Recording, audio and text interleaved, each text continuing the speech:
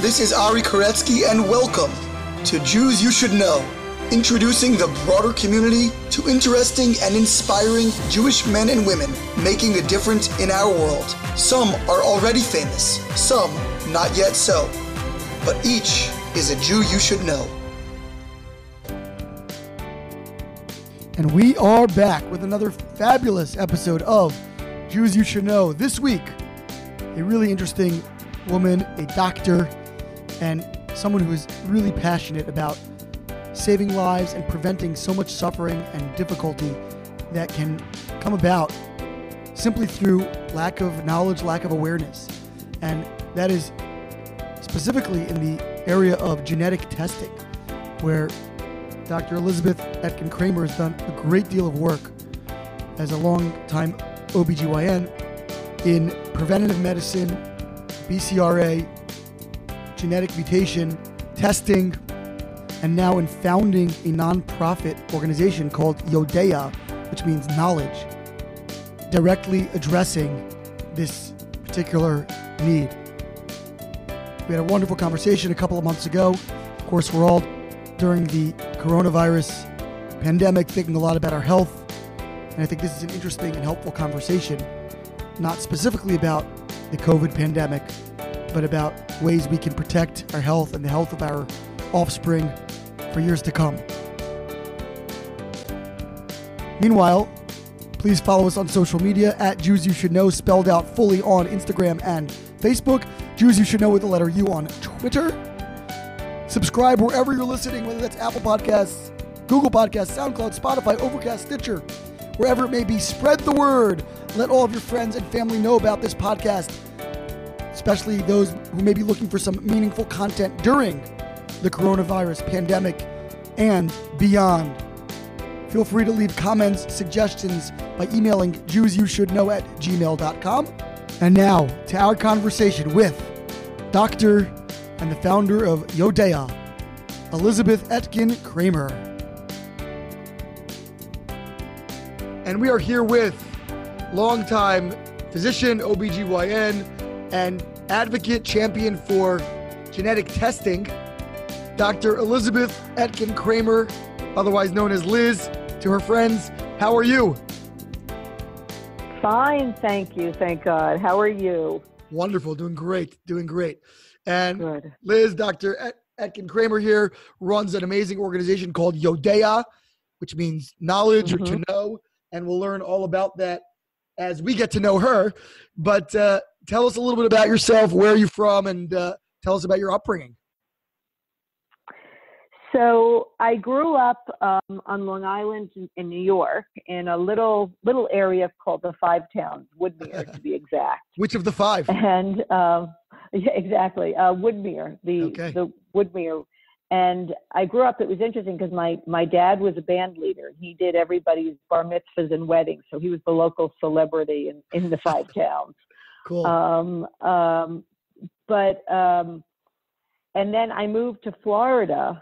And when I was in New York, we belonged to a synagogue that was a very reform synagogue. My grandfather called it the church, but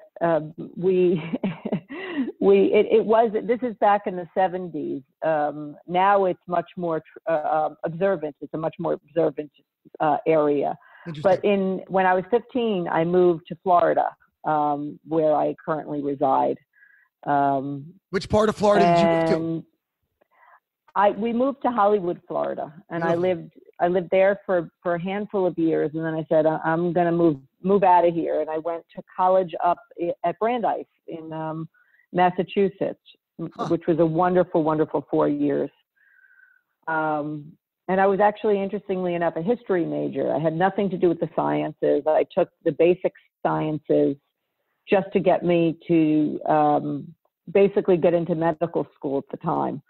And I was a European history major, which was a very strong department at Brandeis at the time. It still is. You had intended to go to medical school though afterwards, or you didn't think about that?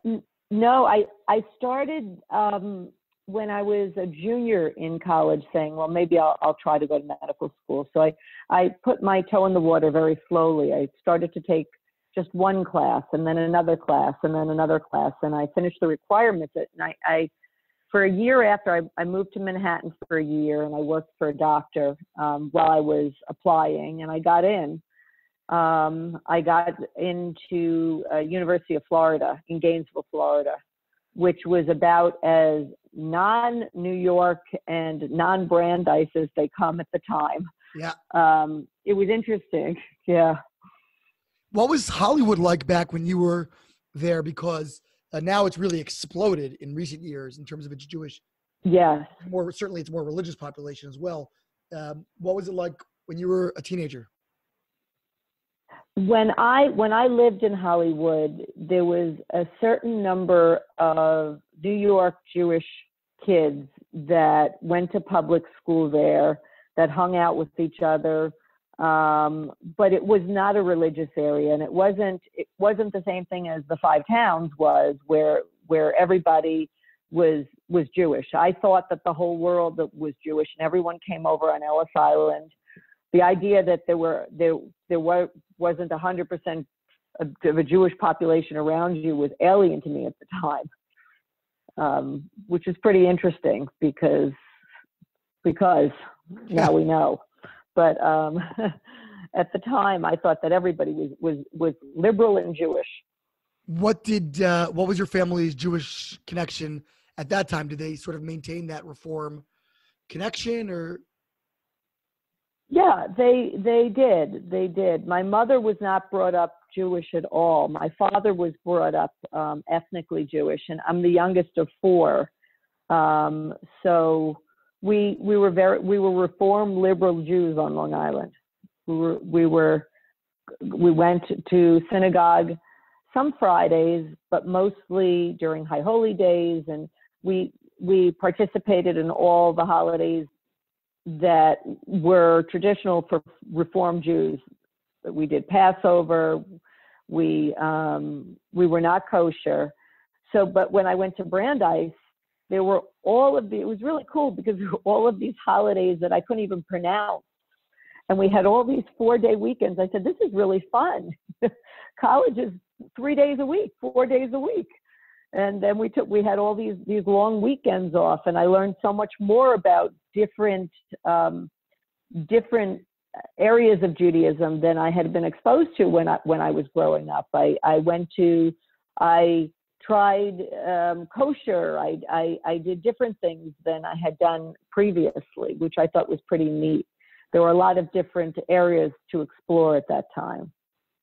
Yeah, I was going to ask you if Brandeis was a culture shock, because it's a very different, that sort of Northeast Jewish mentality, and much more affiliated kids, probably largely. And my wife and I always joke, we have a funny story. We once visited Brandeis. My first cousin went there. I don't know, maybe about 10, 15 years ago. And we visited someday just to say hi. And we're walking around, and we saw a sign around campus. It said, Christianity Awareness Week. That's very funny. Yeah, only a place like Brandeis do you get that, you know. That was one of the only times I visited there. But we do have an affiliated MOR program at Brandeis. So I know. Oh, you do? Yeah, Rabbi Gould is his name. I don't think he was there in your days, but. No. No, it was when I was there, it was very, very Jewish. I had one of the few roommates that was not Jewish, but we joked that by the time after the 4 years she had converted, and instead of her last name was Waller, but she became Wallerstein by the 4 years. That was because she by the 4 years when they were done, she understood everything about culture and tradition and things like that. Nice. So did you know that you wanted to stay in Florida, and what was your, you did your medical training in the state? Was your goal to move back and live there? By the time, so I went to medical school in Gainesville, and there were about 13 Jews in my class of 105, which, as we know, is quite different than nowadays. But and the Jewish students that were there were not particularly observant. They were not.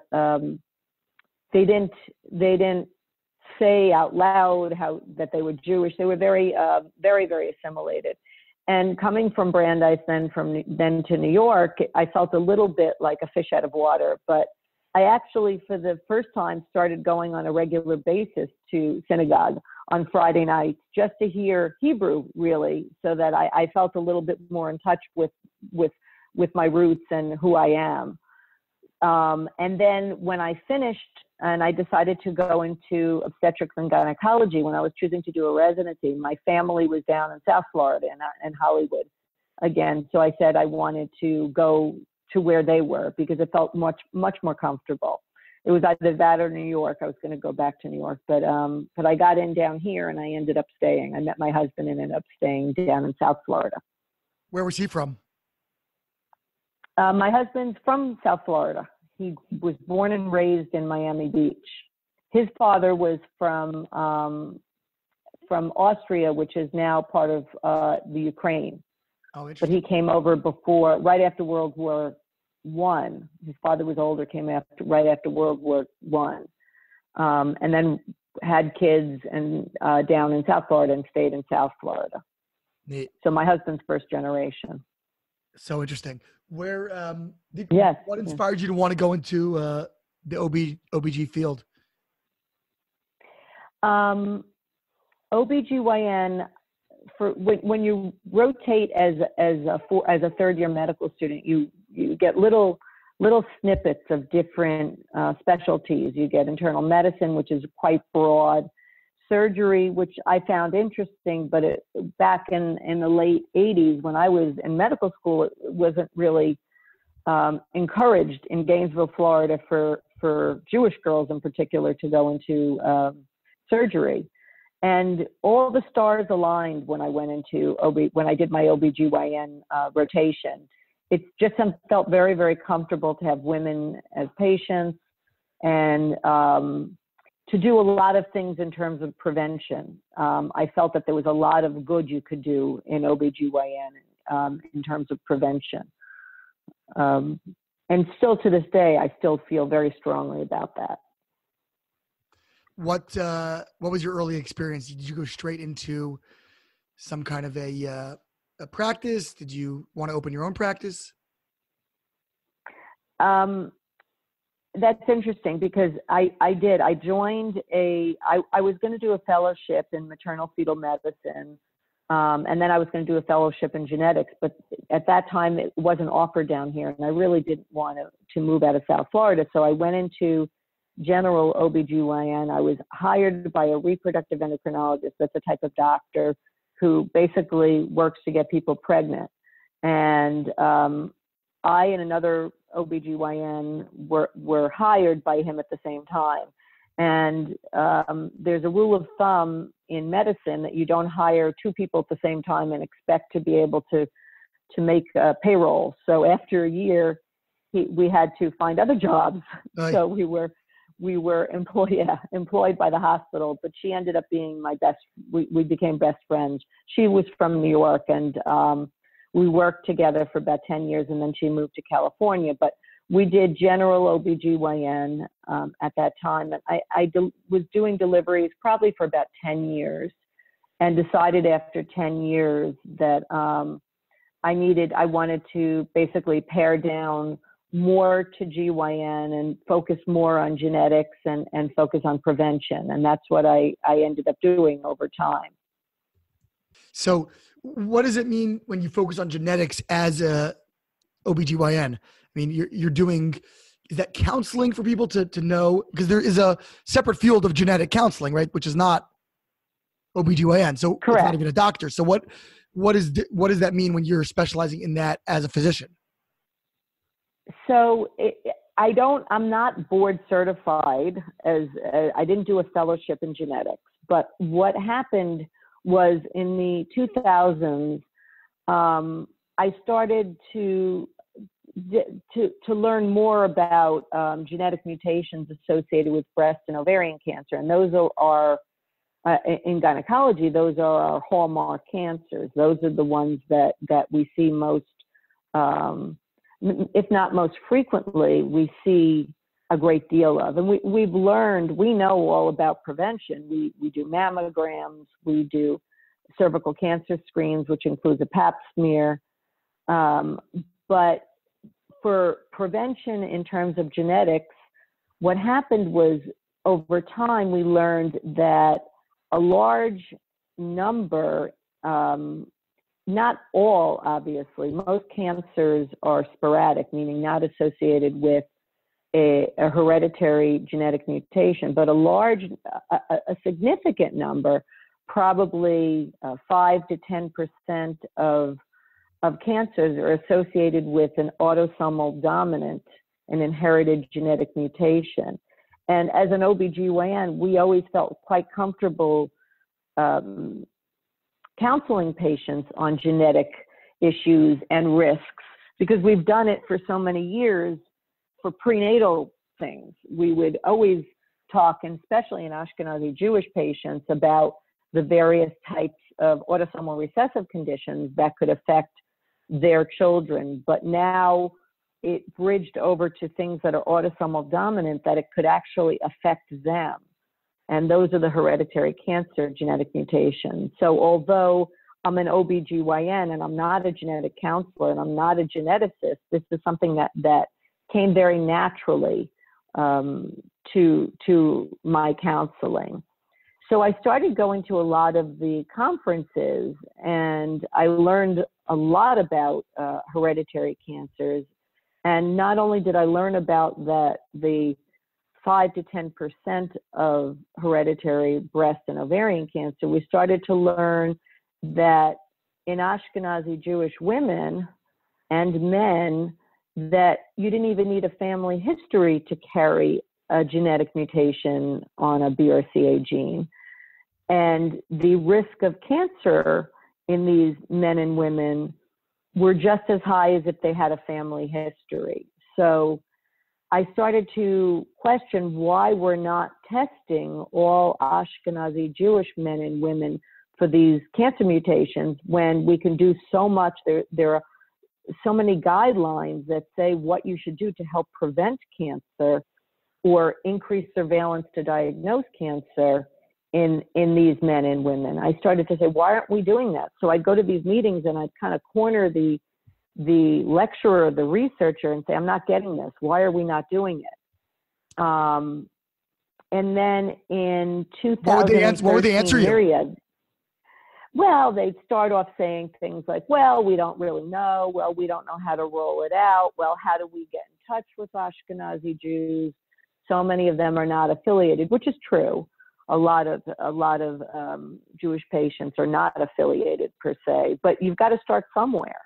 Yeah. And part of the issue back when I was questioning was the fact that genetic testing was so expensive. And in 2013, I approached the one lab that had the patent on it.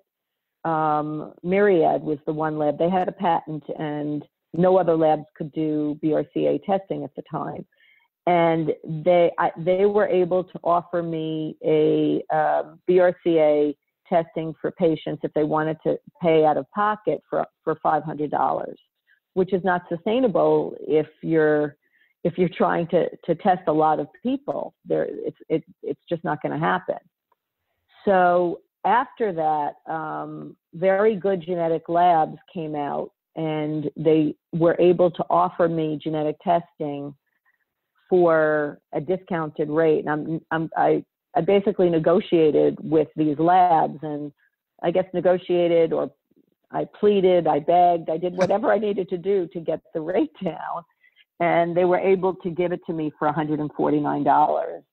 So I got a bunch of friends of mine with all good brain chemistries, much better than mine for certain things, for nonprofit, for how you do this. And we sat around my kitchen table and we started Yodeah, which goal is hereditary cancer education in the Ashkenazi Jewish community and testing. Because the key thing is, if you can educate, but unless you get people to test, you're not going to have an impact in terms of decreasing the risk of cancer. decreasing the rate of cancer. So we started. And why did you feel you needed a nonprofit instead of just functioning as a physician? Because I wanted to be able to go to the community and do it. So I have a voice in my office, and I talk to my patients in my office, and we test in my office either if they have a family history or if they don't have a family history. But we needed to do something in the community for men and women who don't go to the gynecologist or don't see their primary or don't know about it. And so that's what we started to do. We started to go where we could find a large number of Jewish men and women, and we educated them and we offered testing. So we'd go to Jewish community centers, we'd go to synagogues, we'd go at parlor meetings, we'd go anywhere where there were enough people who wanted to listen and understand it, and that's what we did. So we started that. How were you received? Yes, sorry. How were you received? Very well, actually. Very, very well.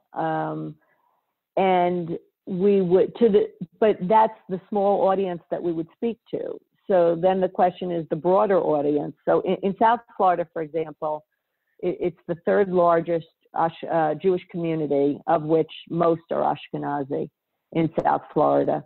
It's the third largest community in the United States. First New York, I believe, second LA, and then comes in Florida. And in other communities, they're doing community outreach and BRCA testing. In New York, they are as part of a study. In LA, as part of a study, but not in South Florida. And so when we got the local community together, it was very well received. Part of the issue was getting in the door. So sometimes getting in the door is still a little bit of a problem. Getting to where we can get to sit down and talk to people and explain it. But once we got in the door, we were well received, and we would test. And to date, I believe we've tested probably between the office and the community, probably close to 1,500, 1,600 Ashkenazi Jewish men and women. What do you think is there like an amount that's needed in terms of, from a study perspective? Is there a threshold that you're trying to reach? Not really. The more you test, the more validity you have, and we're going to go back and look at our results and try to get that message out to kind of explain what we're doing both in the office and in the community. I don't think that we need to prove the number, because the number is fairly well known. It's been well published, the 2.5%, the 1 in 40, regardless of family history. And the numbers that we have certainly support that. I think what's interesting about what we're doing compared to other communities is that we're going into the community and offering talk and tests at the same time. When we look at other studies that are doing it, and to their benefit, they're doing it for free. They've gotten grants, $1 million grants, and we're kind of just trying to do what we're doing. But the difference is that they're doing all their education online, so you don't speak to a person, and then they print out a requisition and go to the lab and have the genetic testing done at the lab. And then someone will call you back. What we're doing is we're educating on the front end. We're testing there. So we're doing it there and then. And then the post-test counseling is being done by a genetic counselor through the lab. So it's all in a medical context, and they're getting the information and the education that they need. But we're allowing them to do a saliva-based test at the time that they're being educated. because the more barriers that you put up to the actual testing, the less people are going to get tested. So how do you get out there in the community? Are you just constantly sort of hustling and, what's the process like? And do you have a team of volunteers? Like, what's the actual structure of what you do? That's a great question. And hustling is a great word. Yes. We have a team of volunteers. We do. We have probably about 8 or 10 women and men who will go around and talk to any group. And ironically, some of my best people who get people tested are not doctors, are concerned community members who walk around and will sit down at dinner with friends of theirs and say, hey, did you know about this? Did you know that it's recommended now to test? Because it is. The guidelines have changed so that it is now recommended, although insurances are not covering it unless you have a family history. And they have been the most successful educating other Jews in the community about the importance of testing and the importance of knowing so you can make educated decisions about your health. And in fact, one of my board members has found 3 men in the community who are BRCA positive, and they've tested their families and found it's called cascade testing other members of the family when you have one person who's positive. And in these 3 families, their family members are positive too. So it really does take a village, so to speak. It takes dedicated volunteers, and I'm so, so thankful that they are there to help me. I'm so appreciative. They give their time and their effort. We get donations from individuals. We get donations from other nonprofits, and we get grants from our local federation, but they're small numbers. I don't get reimbursed. My volunteers are truly volunteers, but it covers the cost of the website and the printing and things like that, which I appreciate. Did you have to go into fundraising, and was that something that was new for you? Oh, yes, and I'm horrible. My joke is that I couldn't sell water in the desert. I don't know how to fundraise.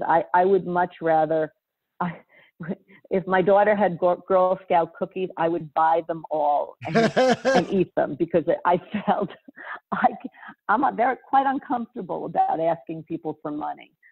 Despite the importance of this, I'm quite uncomfortable. So we were for many, many, many, many years, more years than my husband wants to admit, we were totally self-funded, because I felt quite uncomfortable with that. But other people have better brain chemistry for that on my board, and that's what they do, and that they ask. And there are some people who are really good at social media, much better than I am. And we're still working on that, because posting and putting on social media and things like that are not particularly good for an older brain. But we're trying. We learn new things every day. Do you have younger people involved to help with that? Yes, we do. We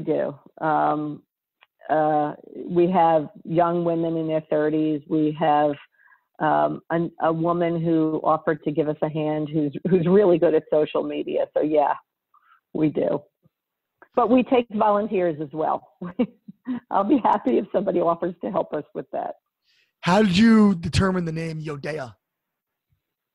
Well, we were looking for something meaningful. We were sitting around, again, at the kitchen table saying, well, what do you want to call us? We started off with BRCA in the community, BRCA and Ashkenazi Jews.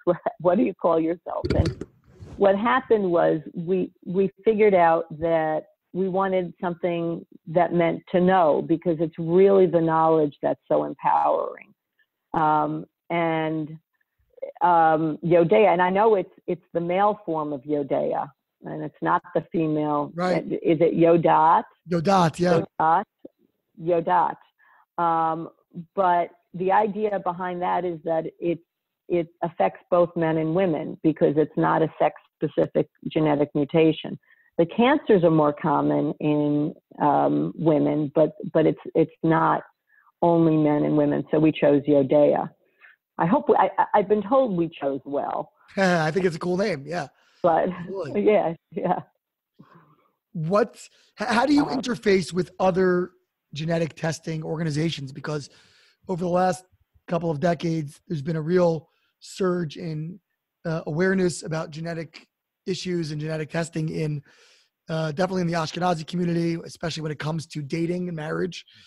Things like Yodeah and other such organizations. You're obviously not overlapping with them because you're doing a very different kind of test, it would seem. Is that correct? Correct. So your Yesharim, am I pronouncing that correctly? Your Yesharim, yeah. Very reformed, Yesharim. So they look for autosomal recessive conditions like Tay-Sachs. And frankly, if you think about it, this is a little bit like Tay-Sachs in the 1970s. That's what we're looking at. That's what we're modeling it on. Tay-Sachs is not seen as frequently in Ashkenazi Jewish men, children, babies anymore, right? Because of the success of that. And it started off in the Jewish community saying that we're not going to accept this. This is absolutely unacceptable. That this is a higher risk in our community. And I want that to be what BRCA is. I want Yodeah to be that this is not acceptable and we need to do something about it. But this is different in the sense that this is not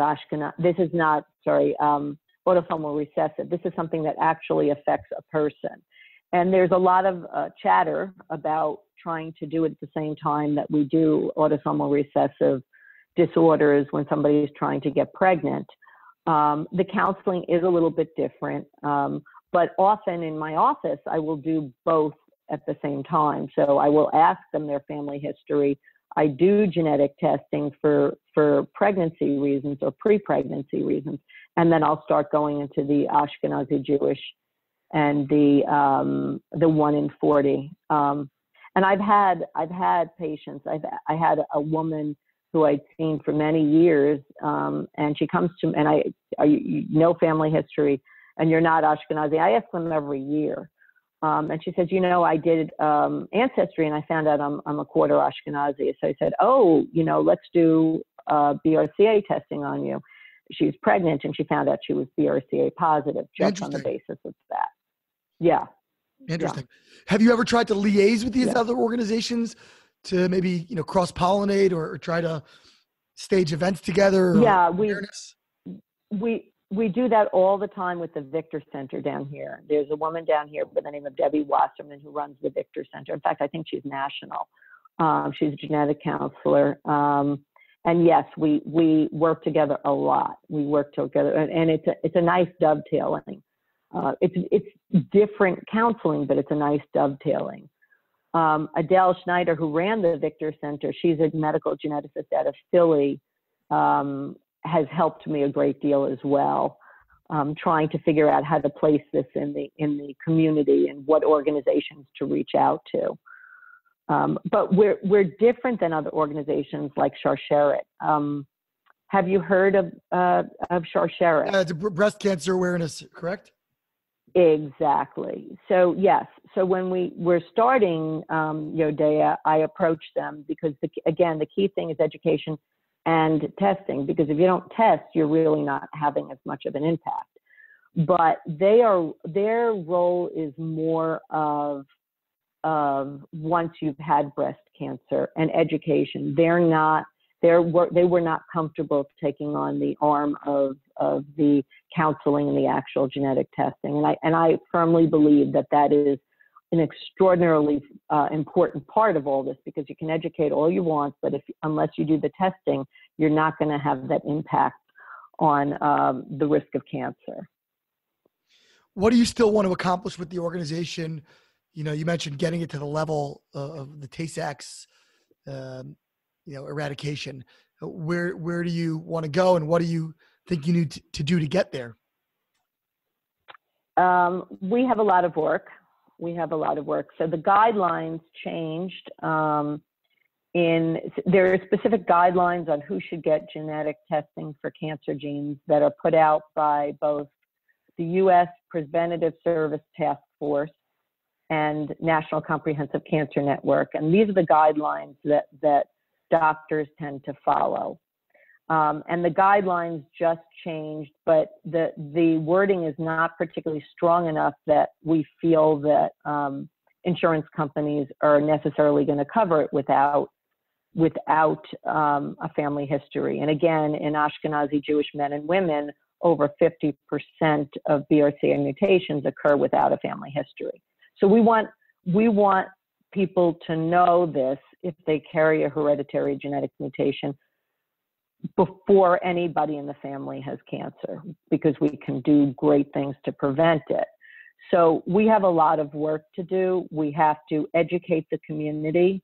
We have to educate doctors, and we have to go national. This is not only in South Florida. To educate physicians, it has been a little bit of a challenge for them to say things like, it's bad enough that they don't test, okay, or recommend testing, which is extraordinarily important because many men and women listen to their primary care doctors as to what they should be doing for their health. The other piece is that many of them have said to patients, why do you want to know?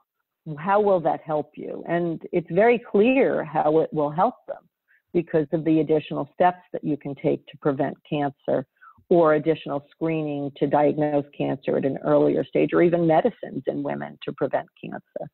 So there is obvious benefit to men and women, but we've got to educate the doctors so that they're on board, they understand the importance of this. And then again, to take it where it's not only in larger communities, but it's everywhere, that everybody is aware of it nationally. And recently, actually, they changed guidelines in Israel, which is pretty exciting. I got an email from a friend of mine in Israel that as of January 17th, the National Health Service there is recommending for all Ashkenazi Jewish women, only women now, but all Ashkenazi Jewish women are offered BRCA testing as part of their routine health care, and it's covered by the government. So very cool. Do you have a lot of interface with Israeli physicians? I have a lot of interface with the Israeli physicians who believe in the preventative medicine, the prevention that's associated with BRCA mutations. And in fact, we at Yodeah and another nonprofit called 1 in 40, and these other physicians who believe in population-based testing because you're Ashkenazi Jewish, formed this coalition called the Prevent Hereditary Cancer Coalition. And we actually last year petitioned the National Comprehensive Cancer Network to change their guidelines to include all Ashkenazi Jewish men and women, regardless of family history, that they should be offered BRCA testing. By no means do I think that the NCCN looked at that and said, that's the reason why we're doing it. It's because of all the medical data that led us to petition the NCCN. I think that's where they made their changing guidelines. Is what you're doing considered controversial at all? You mentioned that those who buy into a preventative model, is that something that's under debate? Population-based testing is always questioned. To base testing on the basis of ancestry alone has always been questioned. But until the guidelines changed most recently, many physicians would say, oh, well, we don't need to do this because the guidelines don't say that. But all of the data says to do it. All of the data says that it can be life-saving. And guidelines have changed now. So it's pretty much less controversial, but we still get people that don't embrace it. Why do you want to know? How does that help you? But it's very clear there are evidence-based guidelines what to do if you carry one of these hereditary genetic mutations. Anything else that people should know that are out there, and also how can people follow you online, whatever social media presence you do have? And how can people learn We're more? working on that. So, and you can go to our website. It's called Yodeah.org. We have videos on the website. We have links to other websites. We have links to studies that are being done elsewhere in the country. So you can get your genetic testing done if you're in that geographical area that could be free if you choose to do it. Or you can order a kit online and do it. You can read about it. There's all the information online. We educate you. We make it easy for you. We will go to where you are. We're happy if you want to bring us in. One of my more successful talk and tests, as we call it, was at a synagogue, an Orthodox synagogue in D.C., where we educated probably about 125 men and women. It was over Sukkot, so you got to get your lulav and etrog to your right, and you get to give your spit to the left. And we tested about Hopefully nobody made a people. mistake and went to the wrong side. Did the wrong opposite. Exactly. That People start spitting on the rabbi. That's right. But it was a very well received event, and it's really quite gratifying because the testing and the cancer risk reduction is so impactful. One of my patients who talked at that actual event is a woman from that area. And because she had no family history whatsoever, her story is on our website. She learned that she carried a BRCA2 mutation, and as part of her treatment to prevent ovarian cancer, we removed her tubes and ovaries. And because of that, we found a very, very early tubal cancer that had not yet invaded, which is quite unheard of, except when you remove tubes and ovaries for BRCA ovarian cancer prevention. So it was really quite impactful. I wish we had done it earlier the year before. Maybe we wouldn't have even had that early tubal cancer, but it can be quite life-saving. Amazing. Well, and impactful. Sounds like all the work you're doing is along those lines, and it's critical we have people out there championing this kind of life-saving work. So, Doctor, thank you for being there for us, and thank you so much. Thank you for being on with us. I appreciate this. Absolutely. I appreciate all you're doing, because we can have so much more of an impact the more people know about this. So I really, really appreciate your help. Absolutely, my pleasure. Thank you so much for joining us. Thank you, Rabbi. This is Ari Koretsky, and welcome to Jews You Should Know, introducing the broader community to interesting and inspiring Jewish men and women making a difference in our world. Some are already famous, some not yet so, but each is a Jew you should know.